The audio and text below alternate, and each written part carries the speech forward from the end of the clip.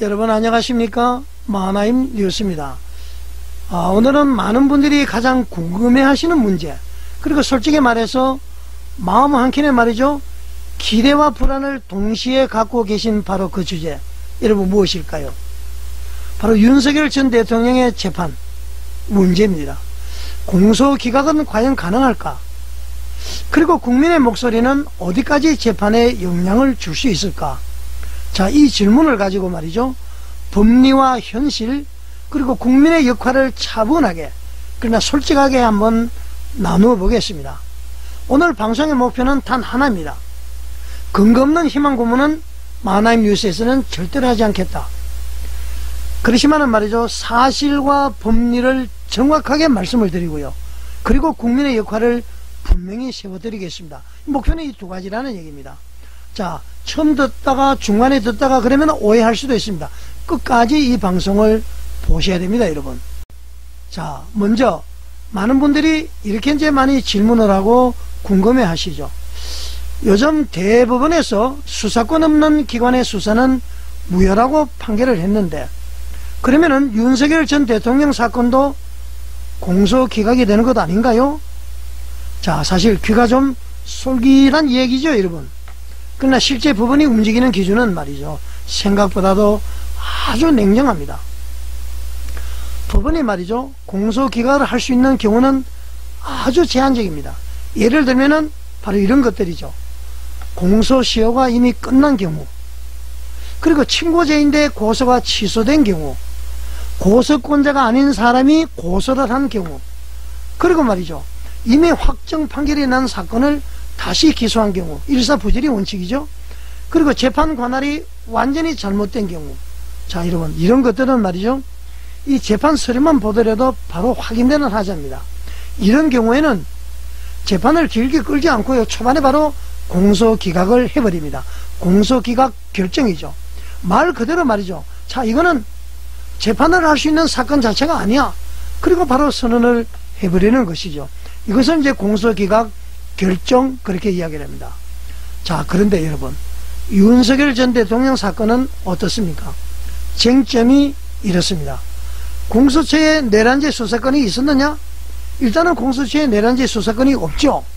자, 두 번째로 공수처 수사에서 그 수사 기록을 가지고 말이죠, 검찰이 기소를 했는데 이게 적법하냐? 세 번째로 비상계엄 선포가 대통령의 고유 권한인가? 네 번째로 말이죠, 그 계엄 선포를 내란이나 또는 직권남용으로 볼 수 있는가?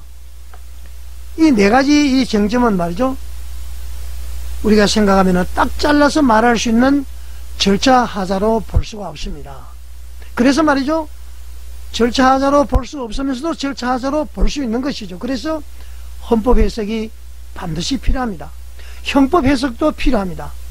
공수처법과 검찰청법도 해석을 해봐야 됩니다. 자, 이렇게 말이죠, 법리를 두고 찐 다투는 문제가 발생된 것 아닙니까? 그래서 재판부 입장에서는 서류만 보면은 바로 기각해야 될 사건으로 보기가 상당히 어려웠기 때문에 증인 선정을 하고 증거 조사를 하고 있다, 그렇게 이제 봐야 되는 것입니다. 자, 또 하나 중요한 사실은 말이죠, 지금 재판은 이미 증거 조사가 진행되고 있다고 그랬죠. 조금 전에 이야기했죠. 그리고 증인 신문이 이루어지고 있습니다. 증거 조사가 진행되고 증인 신문이 이루어지고 있다는 것은 양측이, 특검 측과 변호사가 말이죠, 실체적인 법리를 두고 막 공방을 벌이고 있는 것이죠. 자, 이 말은 재판부가 말이죠, 이 사건을, 윤석열 전 대통령의 사건을 단순 절차적인 하자 사건이 아니라 실체를 따져보고 유무죄를 가려야 될 사건이다, 이렇게 보고 있다는 것입니다. 그래서 공소기각 결정은 지금은 지났다, 그렇게 봐야 되는 것입니다. 공소기각 판결을 지금 봐야 되는 것이죠, 보수파들에서는. 자, 여러분, 만약에 진짜 명백한 절차적으로 하자가 있었다면은 지기현 부장판사가 이렇게까지 재판을 끌고 가지 않습니다. 초반에 말이죠, 바로 공소기각을 해버렸겠죠. 여러분 그렇게 생각되지 않습니까? 증거조사 증인신문 하는 거 보면 알 수가 있습니다. 자, 또 하나 우리가 살펴볼 것은 최근에 그 대법원의 판결 이야기를 한번 다시 해보겠습니다. 언론 보도에 따르면은 대법원은 이렇게 판결했습니다. 법률상 수사권이 없는 범죄에 대해서 검사가 직접 수사 개시를 한 뒤에 기소를 한 경우는 그 공소는 무효가 될 수 있다. 그렇게 얘기했습니다. 자, 이 말을 들으면은, 그러면은 내란죄를 수사할 수 없는 공수처가 수사권 없는 내란죄 범죄를 수사했으면은 다 무효가 아니냐, 우리는 그렇게 생각하고 연결하고 싶어집니다. 왜 공소기각을 하지 않느냐? 충분히 심정은 이해합니다만은 여기서도 몇 가지 구분이 필요하다는 것을 우리는 알아야 됩니다.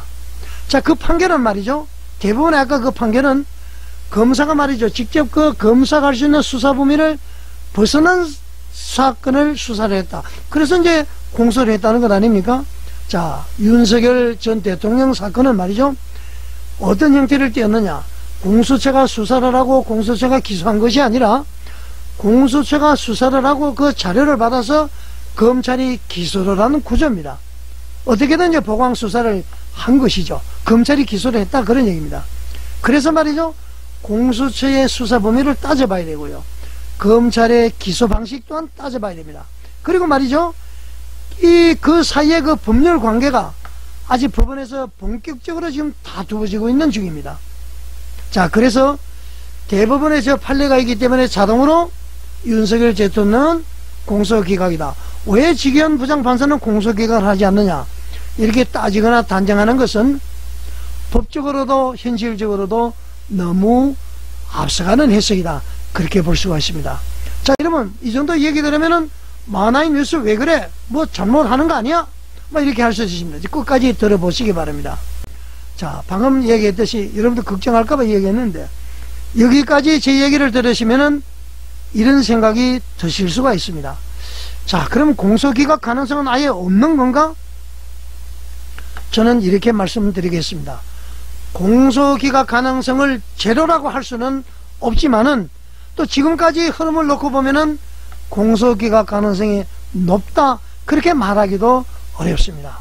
반반이다, 그런 얘기죠. 자, 왜냐하면은 말이죠, 선고 기일에 가서 공소 사실이 말이죠, 애초에 범죄를 구성하지 않는다, 기소 요건이 법률상 충족되지 않았다, 이런 이유로 말이죠, 공소기각 판결을 내릴 여지는 이론적으로 있습니다. 자, 여러분, 공소기각 결정은 재판 초반에 하는 것이고 공소기각 결정은 끝까지 가서 선고일 가서 유무죄를 따지거나 공소기각 판결을 할 수가 있다, 그런 얘기입니다. 자, 그래서 말이죠, 현재 재판부가 그 실체 심리를 계속 진행하고 있죠. 하다 보니까 말이죠, 곽종근의 거짓말도 나타나고 홍장은의 거짓말도 나타나고 또 윤석열 대통령에 대한 유리한 증거가 많이 나타나고 있죠. 그래서 말이죠, 실체 심리를 계속 진행하고 있기 때문에 절차 문제만으로는 깔끔하게 끝내는 그림보다는 제가 봤을 때는 유죄냐 무죄냐를 판단할 가능성이 아주 높아 보입니다. 다시 말해서 말이죠, 비상계엄이 대통령의 고유 권한이다. 그럼 내란죄가 무죄가 되는 것이에요. 그렇지 않습니까? 뭐 증거가 말이죠, 뭐 사람을 끌어내라 뭐다, 이거 아무 문제가 되지 않는 것입니다. 절차적으로 뭐 비상계엄이 대통령의 고유 권한, 그럼 무죄가 되는 것입니다. 자, 그래서 저는 여러분에게 말이죠, 공소기각을 확신하는 것도, 공소기각은 절대 없다고 단정하는 것도 다 위험한 생각이다, 그런 것입니다. 자, 이제 큰 질문 두 번째로 한번 넘어가 보겠습니다. 그렇다면은 말이죠, 광화문을 비롯한 정강훈 국민혁명의장, 대한민국 바로세우기운동본부, 대국본, 이 광화문을 비롯한 전국에서 말이죠, 수백만 연인은 수천만이 모여서 외치면은 재판에 영향이 있겠습니까, 여러분?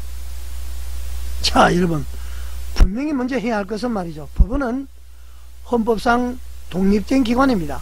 그래서 재판부가 말이죠, 야, 광장에 사람이 많이 모였네, 그럼 무죄야, 이렇게 움직이는 시스템이 아니라는 얘기입니다. 만약에 그런 식으로 움직인다면은 그 순간부터 재판은 말이죠, 법으로 재판하는 것이 아니라 사람이 많으냐 적으냐 그 크기로 결정되는 정치 쇼가 되어버리는 것이죠. 자, 그것은 우리가 원하는 모습이 아니죠. 이 법은 불평부당하게 적용이 돼야 되니까 말이죠. 자, 여러분, 그렇지만은 국민 여론이 말이죠, 이 재판에 아무 영향이 없다고 말하는 것도 현실을 모르는 얘기입니다. 재판부도 사람 아닙니까? 그리고 판결은 말이죠. 항상 이 판결을 국민이 받아들일 수가 있는가? 이 판결이 역사적으로 내가 책임을 면할 수 있는가? 역사에 내가 지탄을 받을 수 있지 않는가? 이런 질문을 말이죠. 판사들은 의식하지 않을 수가 없습니다. 특히 말이죠. 사건이 정치적이고요. 사회적 파장이 크고요. 국가의 방향과 관련된 그런 사안일수록 판결 하나가 가져올 후폭풍을 말이죠. 재판부가 전혀 생각하지 않을 수는 없는 것입니다. 그래서 여론은 판결문을 대선 쓰지는 못하지만은 재판부가 무리한 정치 재판을 하지 못하게 견제하는 힘이 될 수가 있습니다. 자, 그러면 우리는 어떻게 해야 됩니까?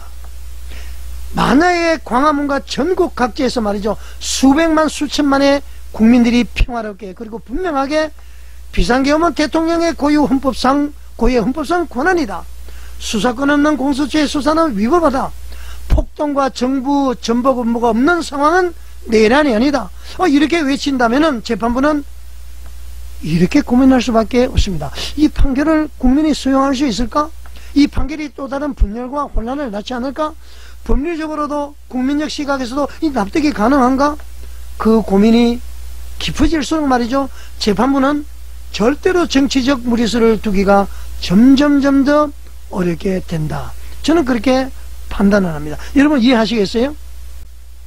자, 여기서 중요한 균형이 하나 있습니다.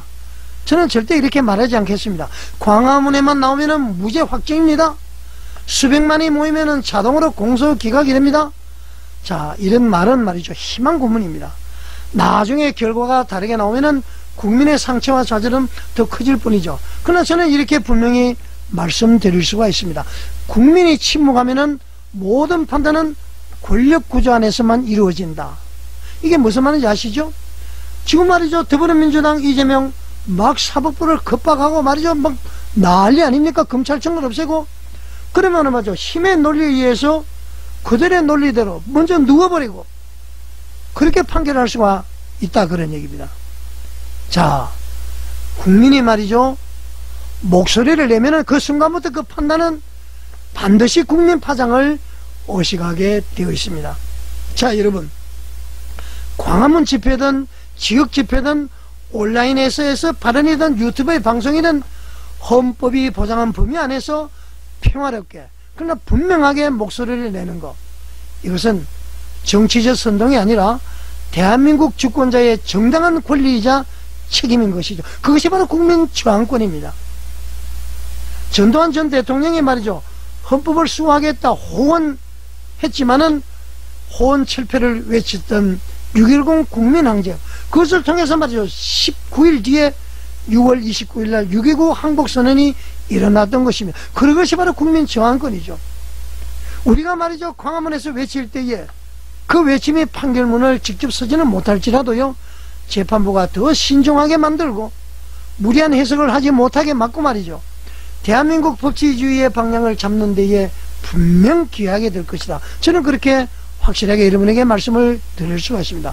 자, 오늘 방송을 정리를 하겠습니다. 첫째, 공소기각은 법적으로 완전히 닫힌 것은 아니지만은 지금 재판 흐름을 보면은 쉽지 않은 길이다. 둘째, 국민 여론은 판결을 직접 바꾸지는 못하지만은 판결의 방향과 강도 그리고 정치적 무리수를 막는데 분명한 영향을 줄 수 있다. 셋째, 우리가 가져야 할 것은 근거 없는 낙관이 아니라 사실과 법리를 정확히 아는 절제된 희망이다. 그렇게 말씀을 드릴 수가 있습니다. 자, 여러분, 결과는 아직 아무도 모릅니다. 그러나 한 가지는 분명합니다. 법치주의와 자유민주주의를 지켜야 한다는 국민의 의지와 목소리는 결코 헛되지 않습니다. 저는 앞으로도 말이죠. 정파가 아니라 법리와 사실을 기준으로 해서 여러분과 함께 이 문제를 고민하겠습니다. 자, 여러분, 내일 토요일 광화문으로 나오셔야 됩니다. 외쳐야 됩니다. 보수우파 비상계엄은 내란이 아니다. 이것을 더 많은 사람들에게 알리기 위해서라도 광화문으로 나오셔야 됩니다. 자, 여러분, 오늘 방송 시청해 주셔서 감사드립니다. 방송에 공감해 가신다면 구독과 좋아요, 알림 설정, 댓글로 여러분의 의견을 남겨주시고요. 공유 부탁드립니다. 감사합니다.